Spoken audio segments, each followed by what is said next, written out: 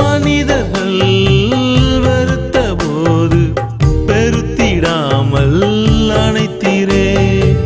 மனிதர்கள் வெறுத்த போது பெருத்திடாமல் அணைத்தீரே.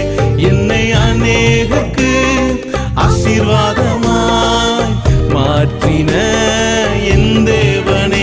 என்னை அநேகருக்கு ஆசீர்வாதமாய் மாற்றின என் தேவனே. என்ன